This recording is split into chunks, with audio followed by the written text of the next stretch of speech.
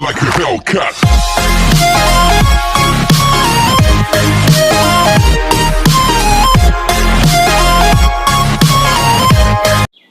पहेली ऐसी कौन सी भाषा है जो खाने में भी काम आती है।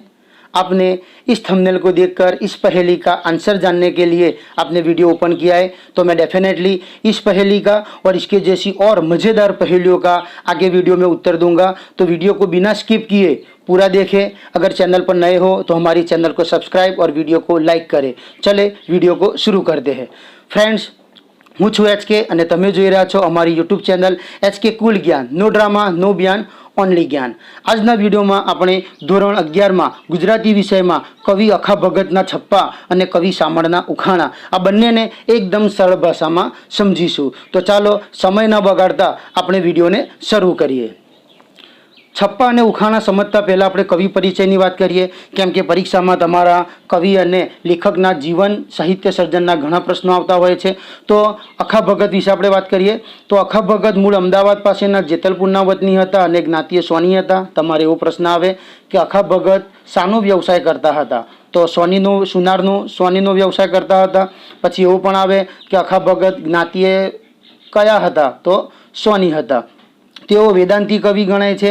ગુજરાતના જ્ઞાનમાર્ગી કવિઓમાં તેઓ શ્રેષ્ઠ છે। ગુજરાતમાં જે જ્ઞાનમાર્ગીઓ કવિઓ થયા, જેમણે સમાજ સુધારણાના કામો કર્યા, લોકોને જ્ઞાન આપ્યું, એવા કવિઓમાં અખાને શ્રેષ્ઠ ગણવામાં આવે છે। તત્વજ્ઞાન અને કવિતાનો સુભગ સમન્વય એમની કવિતામાં સુપેરે પ્રગટ થતો જોવા મળે છે। એમણે તત્વજ્ઞાન એટલે ઈશ્વર અને કવિતા બંનેનો સરસ પોતાની કવિતાઓમાં સમન્વય કરેલો છે। વેદાંત દર્શન તેમજ જીવનના અનુભવોથી પ્રૌઢ બનેલા જ્ઞાન વિચાર એમની કવિતાનું આભૂષણ છે। એમની કવિતામાં આપણે જોઈએ તો આપણને વેદાંત, આપણા વેદો, આપણા દર્શનોના બધા જે મૂલ્યો છે, સંસ્કારો છે એ જાણવા મળે છે અને એમનું અનુભવ, એમનો જે પ્રૌઢ અનુભવ છે એમનું મોટાભાગે એમની કવિતાનું મુખ્ય આભૂષણ ગણાય છે।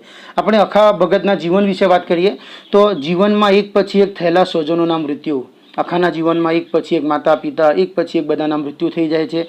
ધર્મની બહેન જમનાએ સોનાના હાર સંબંધી ઉઠાવેલી શંકા, પણ એમની એક ધર્મની બહેન હતી જમના, એના ઘરમાં સોનાના હારની ચોરી થાય છે, તો એનો આક્ષેપ અખા ઉપર લગાવે છે અને ટંકશાળાના ઉપરી તરીકે હલકી ધાતુ ભેળવવા અંગે તેમના પર આવી પડેલા આણ, પછી એમને ટંકશાળાના એ ઉપરી અધિકારી બને છે અને ત્યાં સિક્કાઓમાં એ હલકી ધાતુ ભેળવે છે એવો એમના ઉપર આક્ષેપ લાગ્યો હતો। તો એના કારણે બરાબર આવા જૂઠા આક્ષેપોથી અખા ભગત એકાંતપ્રિય, ગંભીર અને વૈરાગી થઈ ગયા હતા। અખાના પુસ્તકોની વાત કરીએ તો પંચીકરણ, ગુરુ શિષ્ય સંવાદ, અનુભવ બિંદુ તેમજ અખી ગીતા તેમના નોંધપાત્ર અને મહત્વના પુસ્તકો છે। આમ છતાં અખા મોટાભાગે છપ્પાને કારણે લોકપ્રિય બન્યા છે, એટલે જ અખાના છપ્પા એ સૌથી શ્રેષ્ઠ ગણાય છે।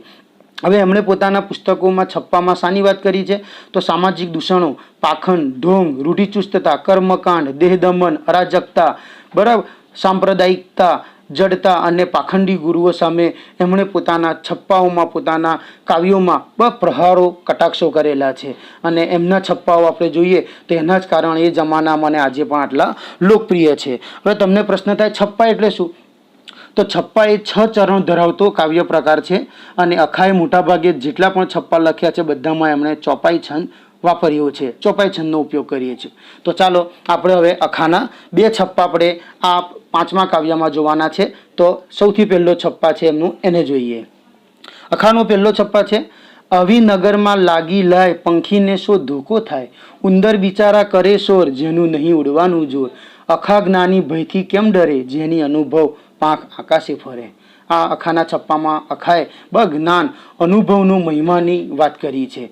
કવિ આ વાત સમજાવવા માટે એમણે પંખી અને ઉંદરનું ઉદાહરણ લીધું છે। તો કવિ સમજાવે છે કે માનો કોઈ નગરમાં આગ લાગી હોય, બરાબર, તો પંખી શું ધોકો થાય, પંખીને તો કોઈ ટેન્શન નથી, પંખીને તો કોઈ ચિંતા નથી। કેમ કે એની પાસે પાંખો છે, તરત એ પોતાની પાંખો ફફડાવતો આકાશમાં ઉડી જશે। પણ ઉંદર બિચારા કરે શોર જેનું નહીં ઉડવાનું જોર, પણ જ્યાં આગ લાગી છે જે નગરમાં, ત્યાં જે ઉંદરો રહે છે, બરાબર, એ તો ખાલી અવાજ જ કરશે, શોર જ કરશે, કેમ કે એ ઉડી શકતા નથી, એમની પાસે પાંખો નથી। તો આ ઉદાહરણ દ્વારા આપણને જે પાંચમો અને છઠ્ઠો ચરણ છે, આપણે જોયું કે ભાઈ છપ્પામાં 6 ચરણ હોય છે તો 4 ચરણ જોયા, હવે પાંચમો અને છઠ્ઠો ચરણ છે એની અંદર મુખ્ય વાત કરે છે કે આખા જ્ઞાની ભયથી કેમ ડરે, જેની અનુભવ પાંખ આકાશે ફરે. તો આખા કહે છે એ જ્ઞાનીઓ, તમે આ દુનિયાની બરાબર ડરથી, દુનિયાની પરેશાનીઓથી તમે કેમ ડરો છો? જેની પાસે જ્ઞાન છે, જેની પાસે અનુભવ રૂપી પાંખ છે, એને ડરવાની જરૂર નથી. એ તો પંખીની જેમ છે,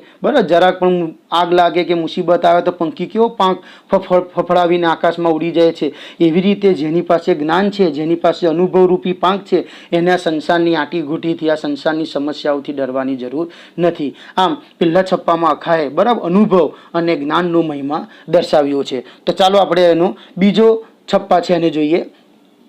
ભાષાને શું વળગે ભૂર, જે રણમાં જીતે તે સૂર. સંસ્કૃત બોલીએ શું થયું, કોઈ પ્રાકૃતમાંથી નાસી ગયું. 52નો સઘળો વિસ્તાર, અખા 53નો જાણે પાર. આ બીજા છપ્પાની અંદર અખાએ ભાષાનું નહીં પરંતુ ભાવનાનું મહત્વ બતાવ્યું છે. આ વાત એમણે સમજાવી છે કે ભાષાને શું વળગે ભૂર, ભૂર એટલે મૂર્ખ, સૂર એટલે બહાદુર, સુરવીર. તો કવિ પહેલા જ કહે છે છપ્પામાં, ભાષાને શું વળગે ભૂર, ભૂર એટલે કે મૂર્ખાઓ.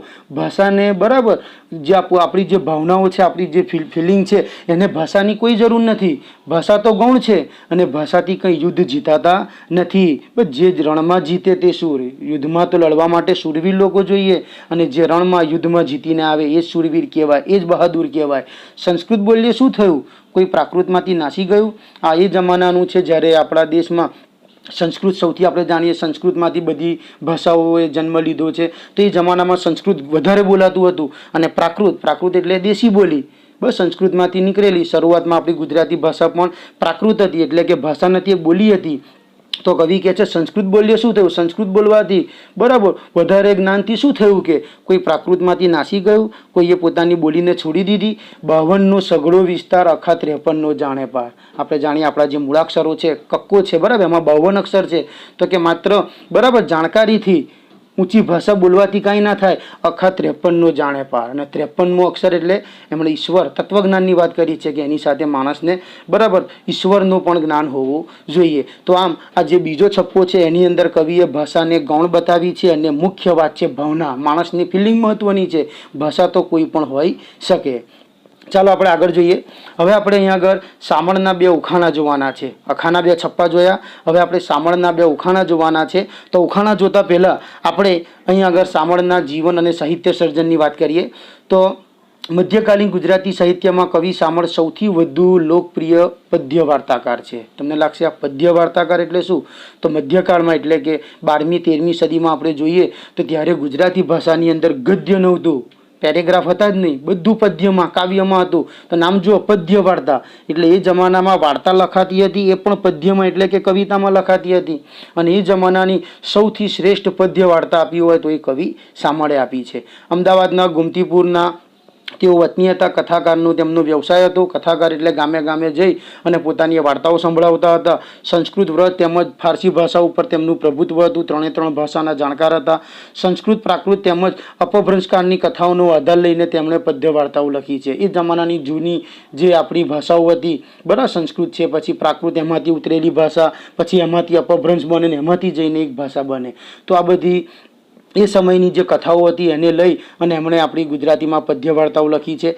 પ્રેમ અને પરાક્રમના અદ્ભુત રસથી એમની કથાઓ ભાષા અને ભાવક બંનેને સમૃદ્ધ કરે છે. આપણે એમની પદ્ય વાર્તાઓમાં જોઈએ તો પ્રેમ, પરાક્રમ, જાદુ આ બધું વધારે જોવા મળે છે. સામળે એમની પદ્ય વાર્તાઓમાં સમસ્યા, ઉખાણા તેમજ નીતિબોધના છપ્પાઓની રસમય ગૂંથણી કરી છે. સામળ જ્યારે પોતાની પદ્ય વાર્તાઓનું બરાબર કથા તરીકે ગાન કરતા હતા ત્યારે એમાં સમસ્યા એટલે કે ઉખાણા મૂકતા હતા, છપ્પા મૂકતા હતા અને ઉખાણા દ્વારા લોકોનું નીતિબોધનું કામ પણ કરતા હતા. હવે આપણે જોઈએ સામળની મહત્વની પદ્ય વાર્તાઓ. તો મદન મોહના, વેતાલ પચ્ચીસી, નંદ બત્રીસી, સૌડા બહુતેરી, ચંદ્ર ચંદ્રાવતી, પદ્માવતી આ એમની એ જમાનામાં બહુ જ પ્રસિદ્ધ થયેલી પદ્ય વાર્તાઓ છે. અને આ પદ્ય વાર્તાઓ દ્વારા સામળે એ જમાનામાં સમાજને ધર્મ નીતિ તરફ વાળવાનો પ્રયત્ન કર્યો હતો અને લોકોને ખાસ કરીને મનોરંજન સાથે એમણે બોધ પણ આપ્યું હતું. કેમ કે આજે આપણે જેમ મનોરંજન માટે મોબાઈલ, ઇન્ટરનેટ, ટેલિવિઝન, થિયેટરનો ઉપયોગ કરીએ તો એ જમાનામાં આવું કાંઈ હતું નહીં.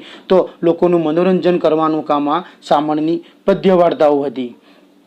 હવે વાત કરીએ આપણે ઉખાણું માનવીની બુદ્ધિને કસે છે. આપણે અહીંયા આગળ બે ઉખાણા જોવાના છે ને આપણે જોઈએ કે ઉખાણા એવી વસ્તુ છે દરેકને ગમે છે, કેમ કે એમાં પ્રશ્ન હોય છે ને પ્રશ્નનો જવાબ આપવાનો હોય છે. વસ્તુ કે વ્યક્તિની લાક્ષણિકતા ઉખાણામાં રજૂ થાય છે. કોઈ પણ વસ્તુ અથવા વ્યક્તિના લક્ષણો બતાવવામાં આવે છે અને લક્ષણોને આધારે આપણે એ વ્યક્તિનું નામ જવાબ રૂપે શોધવાનું હોય છે. તો સામળના ઉખાણા જોતા પહેલાં આપણે બીજા કેટલાક તમારી બુદ્ધિને કશી આપણે તમારી બુદ્ધિની કસોટી લઈએ. તો અહીંયા તમારા માટે મેં 3 ઉખાણા કાઢ્યા છે અને જે મેં આગળ થંબનેલ ઉપર જે ઉખાણું મૂક્યું હતું, બરાબર, જે પહેલી મૂકી હતી એનો પણ આમાં હું જવાબ આપીશ. આ 3 ઉખાણાના જવાબ આપતા પહેલાં તમે વિડીયોમાં નીચે કોમેન્ટમાં પોતાના પણ જવાબ આપી શકો છો. તમારું પહેલું ઉખાણું છે, એવી કઈ ભાષા છે જે ખાવામાં પણ કામ આવે છે. મેં તમને આગળ જ કીધું હતું, બરાબર, થંબનેલમાં મારો આ જ થંબનેલ મૂક્યું હતું. તો આનો જવાબ છે ચીની. ચીની એટલે કે ખાંડ, શક્કર. બરાબર, ચીની ખાવામાં, પાણીમાં, શરબતમાં, ચામાં નાખીને પીવામાં કામ આવે અને ખાવામાં પણ કામ આવે. અને ચીની ચાઇનાની એક ભાષા પણ છે. બીજો તમારો પ્રશ્ન છે, ઉખાણો છે, એવી કઈ ચીજ છે જેને સ્ત્રી વર્ષમાં એક જ વાર ખરીદે છે. તમે કોમેન્ટમાં જવાબ આપી શકો છો. મારો જવાબ આપતા પહેલાં જવાબ આપતા પહેલાં આપણે ત્રીજો ઉખાણો પણ જોઈ લઈએ. ગાય દૂધ આપે છે અને મુરગી ઈંડું આપે છે, તો બતાવો એવું કોણ છે જે ઈંડું અને દૂધ બેઉ આપે છે. તમે વિચારી અને આનો જવાબ કોમેન્ટમાં લખી શકો છો. તો બીજું ઉખાણું છે, એનો જવાબ તમને આપી દઉં. એવી કઈ ચીજ છે જેને સ્ત્રી વર્ષમાં એક જ વાર ખરીદે છે? એનો જવાબ છે રાખડી. પોતાના ભાઈને હાથે બાંધવા માટે રક્ષાબંધનના દિવસે એક જ વારે રાખડી ખરીદે છે. ત્રીજો તમારો ઉખાણો હતો, ગાય દૂધ આપે છે અને મુરગી ઈંડું આપે છે, તો બતાવો એવું કોણ છે જે ઈંડું અને દૂધ બેઉ આપે. તમે વિચારશો ઈંડું પણ આપે ને દૂધ પણ આપે, એવું તો કોઈ પ્રાણી નથી. કોઈ પ્રાણી નથી પણ માણસ તો છે ને. એનો જવાબ છે દુકાનદાર. તમે કોઈ દુકાને જાઓ, ત્યાં ઈંડા પણ મળતા હોય અને દૂધ પણ મળતું હોય, તો દૂધ પણ આપશે ને ઈંડું પણ આપશે. તો ચાલો હવે આપણે સામળના ઉખાણાને જોઈએ. તમારો પહેલો ઉખાણો છે, ચતુર નર તું ચેત, એક અચરત મેં દીઠું, સુંદર રૂપ સ્વરૂપ અધિક અમૃતથી મીઠું, કાયા ઉપર હાડ, હાડ પર વાળ ભણી જે, વાળ ઉપર છે રુધિર, સુગુણ તેના જ ગણી જે, ખરી તે ઉપર તો ખાલ છે, ખાલ ઉપર વાળ જ નથી, વળી મુખમાંથી અમૃત ઝરે, સામળ કહે કહો કથી. આ ઉખાણામાં શું કહે છે? અમુક શબ્દો જોઈ લઈએ આપણે. જે અચરત એટલે કે નવાઈ, આશ્ચર્ય, બરાબર. દીઠું એટલે જોયું, કાયા એટલે શરીર, હાડ એટલે હાડકા, રુધિર એટલે લોહી, ખાલ એટલે ચામડી. તો આખા કેવો ઉખાણો પૂછે છે કે ચતુર નર, જે હોશિયાર લોકો હોય એ જ આ ઉખાણાનો જવાબ આપે. એટલે પેલું કહે છે ચતુર નર તું ચેત, હે ચતુર લોકો, હે હોશિયાર લોકો, તમે જવાબ આપજો. એક અચરત મેં દીધું, એક મેં નવાઈની આશ્ચર્યની વાત જોઈ. શું જોયું એમણે? સુંદર રૂપ સ્વરૂપ અધિક અમૃતથી મીઠું. સુંદર એનું રૂપ છે કે કાયા ઉપર હાડ અને હાડ પર વાળ ભળી છે. બરાબર, એની કાયાનું શરીર કેવું છે? અને શરીર પણ છે, એને હાડકાં પણ છે. પછી કહે છે વાળ ઉપર છે રુધિર, સગુણ તેના જ ગણી છે. જેમ આપણા શરીરમાં બસ ચામડું છે, એની અંદર લોહી છે, પણ આ તો ચામડી પણ નથી દેખાતી, લોહી પણ નથી દેખાતું, વાળ પણ નથી દેખાતું. ખરી તે ઉપર તો ખાલ છે, ખાલ ઉપર વાળ જ નથી. બરાબર, માત્ર તમને એનું ચામડી દેખાય છે, એટલે કે ખાલ દેખાય છે, ખાલ ઉપર એક પણ વાળ નથી. અને વળી મુખમાંથી અમૃત ઝરે, સામળ કહે કહું કથી, અને બોલે ત્યારે મોઢામાંથી સરસ મજાના શબ્દો નીકળે. તો એ પ્રશ્ન પૂછે છે. જવાબ મેં ઉપર 2 ફોટા મૂક્યા છે. આ ઉખાણાનો જવાબ આવે છે પડછાયો. બરાબર, માણસનો આપણો પડછાયો, માણસ જેવો હોય એવો એનો પડછાયો પડે છે. બરાબર, પડછાયાની અંદર આપણું લોહી નથી દેખાતું, આપણા હાડકાં નથી દેખાતા, આપણી ચામડી નથી દેખાતી, આપણા વાળ નથી દેખાતા. તો આ તો આપણો સામળનો પહેલો ઉખાણો. ચાલો સામળનો બીજો ઉખાણો જોઈએ. સરસ સરોવર એક ભર્યું છે નિર્મળ નીરે, પીએ નહીં કોઈ પંથી, હંસ નવ બેસે તીરે, તે સર સમીપ જાય બુડે જન જોતા જાજા, દુઃખ ન પામે દેહ રહે તરબીબે તાજા. કવિ સામળ કહે છે કારમું હોંસી જનને હિત હશે, સ્વામી લાવો સોહામણું તો સોળે પૂરા થશે. બીજો ઉખાણો છે. સામળ કહે છે કે એક સરસ મજાનું સરોવર છે, ભર્યું છે નિર્મળ નીરે. નિર્મળ એટલે સ્વચ્છ, નીર એટલે પાણી. તો કે એક સરોવર છે અને સ્વચ્છ એકદમ ચોખ્ખા પાણીથી ભરેલું છે. પીએ નહીં કોઈ પંથી, હંસ નવ બેસે તીરે.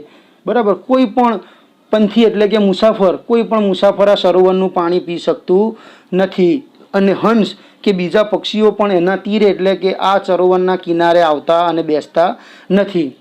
તે સર સમીપે જાય બુડે જન જોતા ઝાઝા. અને આ એવું સરોવર છે, સર એટલે સરોવર, આ એવું સરોવર છે કે એની સમીપ, એની નજીક જે જાય એ એમાં ડૂબી જાય છે. દુઃખ ન પામે દેહ રહે તરબીબે તાજા. એ ડૂબી જાય છે એટલે મરી નથી જતા, એમના શરીરને કોઈ નુકસાન નથી થતું, એ એવા તાજા ને તાજા રહે છે. કવિ શામળ કહે છે કારમું હસીજનને હિત હશે. તમે વિચારીને આનો જવાબ આપજો. સ્વામી લાવો સોહામણું તો સોળે પૂરા થશે. અને સ્ત્રીઓ એ જમાનાની અંદર પોતાના પતિને એવું કહેતી હતી કે મારા માટે તમે આ વસ્તુ મંગાવજો. અને કવિ આપણને આ પ્રશ્ન કરે છે, આનો જવાબ શું થાય? તો તમે ઉપર મેં ફોટા મૂક્યા છે, એમાં તમે જોઈ શકો છો. એનો સાચો જવાબ છે અરીસો, દર્પણ, આઈનો. બરાબર. અરીસો કેવો છે? સરોવરની જેમ. સરોવરમાં આપણો પડછાયો પડે છે. બરાબર. તો અરીસામાં પણ આપણો પડછાયો પડે છે. આપણે અંદર દેખાઈએ છીએ. સ્વચ્છ એકદમ નિર્મળ પાણી હોય સરોવરમાં અને આપણો પડછાયો પડે, આપણે દેખાઈએ. એમ અરીસો પણ છે. બસ પીએ નહીં. અરીસામાં કોઈ પંથી કે એમાં પાણી પી નથી શકતું. કોઈ હંસ કે પક્ષી એના કિનારે આવી ન શકે. એની નજીક જે જાય ડૂબી જાય. બરાબર. અરીસાની અંદર જેમ ડૂબી જાય એટલે જે માણસ અરીસાની નજીક જાય એટલે તરત પોતાનું મોઢું છે, પોતાના વાળ સરખા કરવા માંડે. બરાબર. પોતાનું મોઢું જોવા માંડે.